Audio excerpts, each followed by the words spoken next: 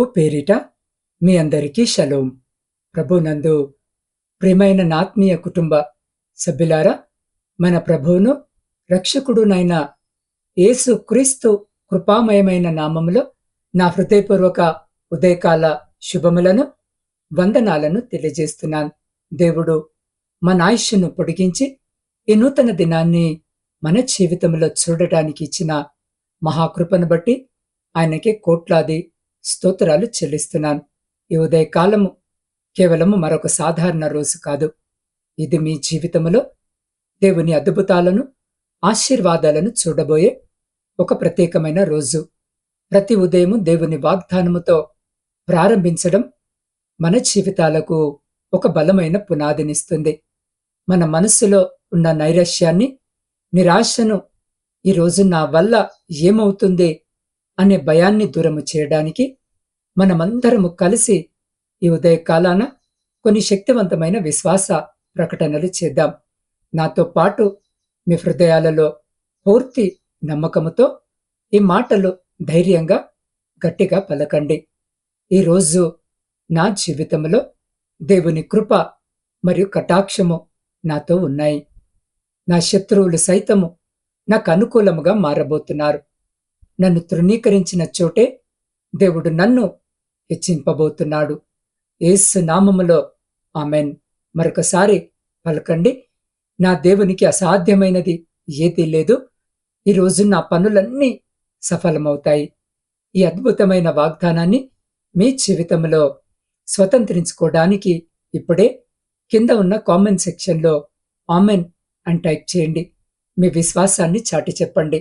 అలాగే ప్రతిదినము దేవుని శక్తివంతమైన వాగ్దానాలను పొందుకోవడానికి నా ఛానల్ని ఇప్పుడే సబ్స్క్రైబ్ చేసుకోండి. ప్రియులారా, ఒక నిమిషము తలలు వంచి కళ్ళు మూసుకొని ప్రార్థించుకుందాం. మహోన్నతుడా, సర్వాధికారివైన మా ప్రియ పరలోకపు తండ్రి, నీ పరిశుద్ధమైన శ్రేష్టమైన నామానికి కృతజ్ఞతాస్తుతులు, స్తోత్రాలు చెల్లిస్తున్నాం. ప్రభువా, గత రాత్రంతా నీ రెక్కల నీడలో మమ్మల్ని భద్రపరిచి ఈ నూతన ఉదయకాల సజీవుల లెక్కలో మమ్మల్ని ఉంచినందుకు నీకే స్తోత్రాలు. ప్రభువా, ఈ ఉదయకాల సమయంలో నీ వాక్యాన్ని వినడానికి సిద్ధపడుతున్న నీ బిడ్డలందరినీ నువ్వు ఆశీర్వదించండి. వారి హృదయాలను నీ వాక్యము కొరకు సిద్ధపరచండి. విత్తబడబోయే నీ శక్తివంతమైన వాగ్దానము ప్రతి ఒక్కరి జీవితంలో 30 60 100 ఫలించునుగాక. మా మనసులో ఉన్న సమస్త లోకపరమైన ఆలోచనలు, ఆందోళనలను దూరపరిచి నీ స్వరమును మేము వినడానికి సహాయం చేయండి. దేవా, నీ దాసుడనైన నన్ను నీ సిలువ చాటున మరుగుపరుచుకొని నీ ఆత్మచేత అభిషేకించి ఈరోజు నీ బిడ్డలకు కావలసిన ఆత్మీయ ఆహారాన్ని నీవే నేరుగా అందించమని వేడుకుంటున్నాను. వినే చెవులను, గ్రహించే హృదయాలను మాకు దయచేయమని యేసు క్రీస్తు మహాశక్తిగల నామములో ప్రార్థించి అడిగి పొందుకొని ఉన్నాము తండ్రి. ఆమెన్. ప్రియ సహోదరి సహోదరుడా, ఈరోజు దేవుడు మనకిస్తున్న పరలోకపు మన్నా శక్తివంతమైన వాగ్దాన భాగము నిర్గమకాండము 12వ అధ్యాయము 36వ వచనం. యెహోవా ప్రజల ఎడల ఐగుప్తులకు కటాక్షము కలగజేసెను గనక వారు వారికి కావలసిన వాటిని ఇచ్చిరి. దేవుని బిడ్డలారా, ఈ లేఖన భాగము వెనుక ఉన్న చారిత్రక నేపథ్యాన్ని, ఆ దైవిక మర్మాన్ని మనము చాలా జాగ్రత్తగా అర్థము చేసుకోవాలి. ఇశ్రాయేలు ప్రజలు ఐగుప్తు దేశములో దాదాపు 430 సంవత్సరాలు బానిసలుగా మగ్గిపోయారు. వారు అనుభవించిన బాధలు, వేదనలు, కన్నీళ్లు అన్నీ ఇన్ని కావు. ఉదయం నుండి రాత్రి వరకు కఠినమైన వెట్టి చాకిరి, యజమానుల కొరడా దెబ్బలు, ఆకలి కేకలు, ఇదే వారి నిత్య జీవితం. వారెంతగా మొరపెట్టారనంటే వారి రోదన పరలోకానికి చేరింది. దేవుడు మోషేను పంపించి ఐగుప్తు రాజైన ఫరో ఎదుట అద్భుతాలు చేసి 10 తెగుళ్ల ద్వారా ఐగుప్తు గర్వాన్ని అణిచివేశాడు. ఆఖరి తెగులు అయిన జ్యేష్ఠపుత్రుల సంహారము తరువాత ఐగుప్తీయుల గుండెలో వణుకు పుట్టింది. సరిగ్గా వారు ఐగుప్తు నుండి బయలుదేరే ఆ రాత్రి మోషే ఆ ప్రజలతో అంటాడు, మీరు ఖాళీ చేతులతో వెళ్ళకూడదు. మీరు వెళ్ళి ఐగుప్తీయుల ఇరుగు పొరుగు వారి దగ్గర ఉన్న వెండి బంగారు నగలను వస్త్రములను అడిగి తీసుకోండి అని ఒక్కసారి ఊహించండి. 400 ఏళ్లుగా తమ కాళ్ళ కింద నలిగిన బానిసలు వచ్చి యజమానులను నగలు అడిగితే సాధారణంగా ఏమవుతుంది? నగలు అడుగుతావా? ఎంత ధైర్యం నీకు అని కొట్టి చంపేస్తారు. కాని ఇక్కడ దేవుడు ఒక అద్భుతం చేశాడు. దేవుడు ఐగుప్తీయుల హృదయాలలో ఇశ్రాయేలీయుల పట్ల కటాక్షము కలగజేశాడు. కటాక్షము అంటే దేవుని ప్రత్యేకమైన దయ, అనుగ్రహము, కృప, శత్రువుల మనసులను మార్చే దైవిక శక్తి. ఆ కటాక్షము వల్ల ఐగుప్తీయులు ఏమాత్రము ఆలస్యము చేయకుండా ఇశ్రాయేలు అడిగినవన్నీ ఉన్న పలముగా వారి చేతుల్లో పెట్టారు. ఏ శత్రువైతే వారిని బానిసలుగా చూశాడో అదే శత్రువు ఈరోజు వారికి బంగారాన్ని కానుకగా ఇచ్చి సాగనంపుతున్నాడు. ఇది మనుషుల జ్ఞానానికి అందని కార్యము. అవును ప్రియులారా, దేవుని యొక్క కటాక్షము మన ఎడల ఉంటే మన శత్రువైనా సరే మనము చెప్పింది చేయాల్సిందే, మనం అడిగింది ఇవ్వాల్సిందే, మనకు సహాయము చేయాల్సిందే. ఆయన కటాక్షము చేత మనము మన యొక్క శత్రువుల వంటి పరిస్థితులను జయించవచ్చు. మన జ్ఞానము, బలము, శక్తి, సామర్థ్యము చేయలేనటువంటి కార్యములను, చేయలేనటువంటి ఘన కార్యములను దేవుని యొక్క కటాక్షమును పొందుకుంటే చేయగలం. ఆయనకు అసాధ్యమైనది ఏది లేదు అని మనము గుర్తుపెట్టుకోవాలి. ఈ రోజున అనేక మంది దేవుని యొక్క కటాక్షము కలిగి ఉన్నప్పటికీ దాన్ని గుర్తించలేకపోతున్నారు. వారు నమ్మినటువంటి యేసయ్యపై భారము వేయకుండా తమ సొంత జ్ఞానమును బట్టి నడుచుకుంటూ ఓడిపోతున్నారు, కోల్పోతున్నారు, తప్పిపోతున్నారు, బలహీన పడిపోతున్నారు. బహుశా నీవు కూడా ఈ రోజున అలాంటి పరిస్థితుల్లో ఉన్నావా? నీతో పాటు ఉన్న దేవుని శక్తిని గ్రహించక, గమనించక, నా వల్ల అవుతుందా, నా బలము సరిపోతుందా, నేను మాట్లాడితే వాళ్ళు వింటారా, నా మాట చెల్లుతుందా అనే సందేహము నీలో ఉంటే దేవుడు నేరుగా నీతోనే మాట్లాడుతున్నారు. నీ జీవితంలో నీకు కావలసింది, నువ్వు పొందుకోవాలి అని అనుకుంటున్నది నీకు తప్పకుండా లభించి తీరుతుంది. లేఖన భాగమును మనం ఒక్కసారి చూస్తే ఐగుప్తిలో బానిసలుగా ఉన్నటువంటి ఇశ్రాయేలు ప్రజలు ఆ దేశపు బానిసత్వం నుండి బయటపడాలి. అదే వారి యొక్క ముందున్న లక్ష్యము, వారి ముందున్న లక్ష్యము. వారంత సులువుగా వారిని పంపరు. ఉచితముగా చాకిరి చేసి పెడుతున్నా లేదా తక్కువ భత్యానికి పనిచేస్తున్న వారిని ఏ యజమానుడైనా వదులుకుంటాడా చెప్పండి? వదులుకోడు కదా. ఇక్కడ ఇశ్రాయేలీల పరిస్థితి కూడా అదే. వారు పనివారు కాదు, అంతకంటే దారుణమైన వారు బానిసలుగా పరిగణింపబడుతున్నారు. ఈ రోజున కొన్ని గల్ఫ్ దేశాల్లో మన యొక్క భారతీయుల పరిస్థితి కూడా ఇలానే ఉంది. పనివారిగా వారిని పరిగణించడం లేదు, బానిసలుగా పరిగణిస్తున్నారు. వారిని ఇబ్బంది పెడుతున్నారు. వారి పాస్పోర్ట్లను గుంజుకొని వారికి సరిగ్గా జీతము ఇవ్వకుండా కొడుతూ, తిడుతూ, హింసిస్తూ పని చేయించుకుంటున్నారు. వెట్టి చాకిరి వారితో చేయించుకుంటున్నారు. ఎందుకు ఇలా చేస్తున్నారు అంటే వారిని అడిగేవారు లేరు, బాధింపబడు వారి తరపున మాట్లాడేవారు లేరు అని వారి యొక్క ఉద్దేశము కదా. కానీ దేవుడు ఉన్నారు. ఆయన యొక్క కటాక్షము వారిపైన ఉంది. తనని నమ్ముకున్న వారందరిపైన ఆయన యొక్క కటాక్షమును చూపిస్తాడు అని. అయితే ఐగుప్తులో నుండి మనల్ని బయటికి పంపితే చాలు, అదే మాకు 10,000 అని అనుకుంటున్నారు. అవును ప్రియ సహోదరి, సహోదరులారా, ఈరోజు దేవుని కటాక్షము మన జీవితాల్లో ఎలాంటి అద్భుతాలు చేయగలదో అర్థము కావడానికి మన మధ్య జరిగిన ఒక నిజ జీవిత కథను లేదా సాక్ష్యాన్ని మీతో చెప్పాలని ఆశపడుతున్నాను. చాలా జాగ్రత్తగా వినండి. ఇది మీ హృదయాలను బలపరుస్తుంది. కొన్ని సంవత్సరాల క్రితము రమేష్ అనే ఒక మధ్యతరగతి యవనస్తుడు ఉండేవాడు. అతను చాలా కష్టపడి చదువుకొని తన కుటుంబ పరిస్థితిని మార్చాలని ఒక పెద్ద సాఫ్ట్వేర్ కంపెనీలో ఉద్యోగంలో చేరాడు. రమేష్ చాలా నిజాయితీ గలవాడు, దైవభక్తి కలిగినవాడు. అయితే అతను పనిచేసే ఆఫీసులో అతనిపై అధికారి అంటే మేనేజర్ రమేష్ పట్ల చాలా క్రూరంగా ప్రవర్తించేవాడు. రమేష్ ఎంత కష్టపడి పనిచేసినా ఆ మేనేజర్ ఎప్పుడు అందరి ముందు అతన్ని తక్కువ చేసి మాట్లాడటము, తిట్టడము చేసేవాడు. రమేష్ చేసిన మంచి ప్రాజెక్ట్ క్రెడిట్ అంతా తానే తీసుకొని రమేష్కి రావాల్సిన ప్రమోషన్, జీతము పెంపును కావాలని 2 ఏళ్లుగా ఆపివేశాడు. పరిస్థితి ఎంత దారుణంగా మారిందంటే రమేష్ ఆఫీస్కు వెళ్లాలంటేనే భయపడిపోయేవాడు.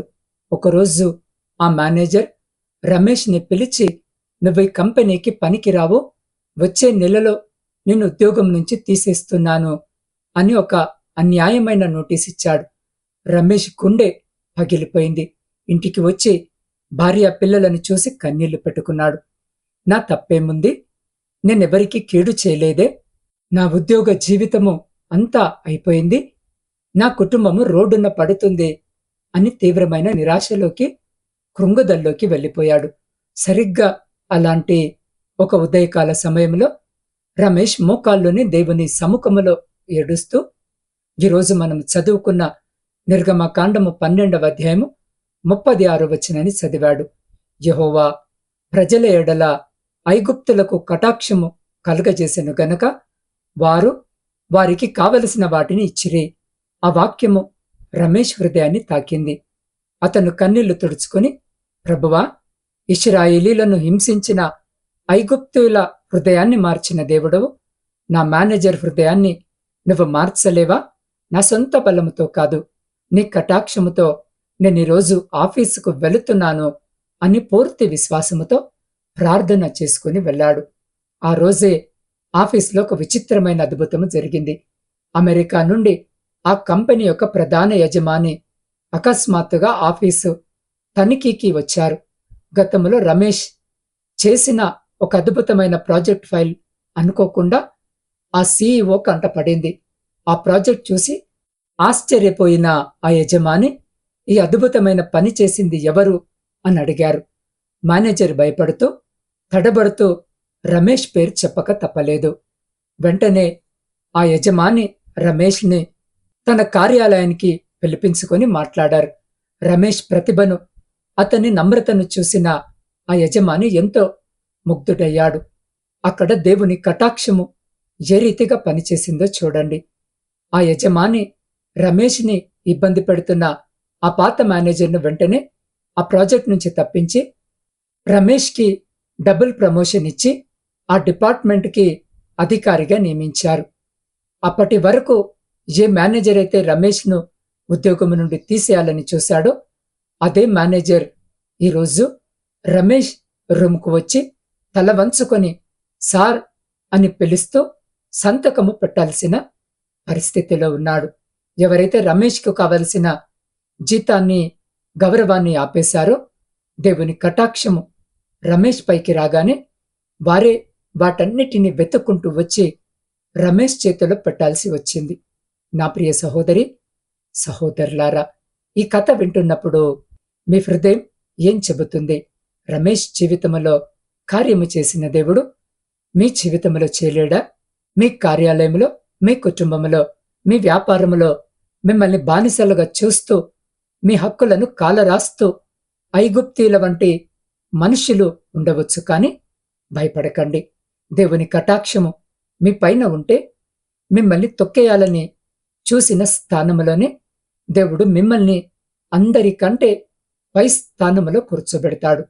శత్రువుల హృదయాలను ఆయన మార్చబోతున్నాడు. ఈరోజే ఆ అద్భుతాన్ని మీరు చూడబోతున్నారు. కాబట్టి నా ప్రియ సహోదరి, సహోదరుడా, వాక్యము విన్న మీరు ఒక్క నిమిషము కళ్ళు మూసుకోగలుగుతారా? దేవుని కటాక్షము ఐగుప్తీల హృదయాలను మార్చినట్టు ఈరోజు మీ హృదయాన్ని కూడా ఆయన మార్చాలని ఆశపడుతున్నాడు. ఇప్పటి వరకు మీ సొంత జ్ఞానము, మీ సొంత బలము మీద ఆధారపడి జీవించి విసిగిపోయి, ఓడిపోయి, పాప భారముతో నెమ్మది లేని జీవితముతో ఈ వాక్యము వింటున్నారా? యేసయ్య మీకోసమే కలువరి శిలువలో తన రక్తాన్ని చిందించారు. మీ పాపాలన్నిటినీ క్షమించి మిమ్మల్ని తన బిడ్డలుగా స్వీకరించడానికి ఆయన 2 చేతులు చాచి మిమ్మల్ని పిలుస్తున్నారు. ప్రభువా, నా హృదయంలోనికి రండి, నా పాపములను క్షమించండి, ఈ రోజు నుండి నా జీవితాన్ని మీకు సమర్పిస్తున్నాను అని ఎవరైతే తీర్మానము చేసుకోవాలని అనుకుంటున్నారో వారు మీ కుడి చేతిని మీ హృదయంపై ఉంచుకొని నాతో పాటు ఈ ప్రార్థనలో ఏకీభవించండి. మహోన్నతుడా, సర్వాధికారివైన మా ప్రియ పరలోకపు తండ్రి, నీ పరిశుద్ధమైన నామానికి కోటాను కోట్ల స్తుతులు, స్తోత్రాలు, వందనాలు చెల్లిస్తున్నాం. ప్రభువా, ఈ ఉదయకాల సమయంలో ఈ వీడియో చూస్తూ నీ వాగ్దానాన్ని హృదయంలో నమ్మి విశ్వాసముతో ఈ ప్రార్థనలో ఏకీభవిస్తున్న ప్రతి ఒక్క బిడ్డను నీ నామములో ప్రత్యేకంగా నేను ఆశీర్వదిస్తున్నాను తండ్రి.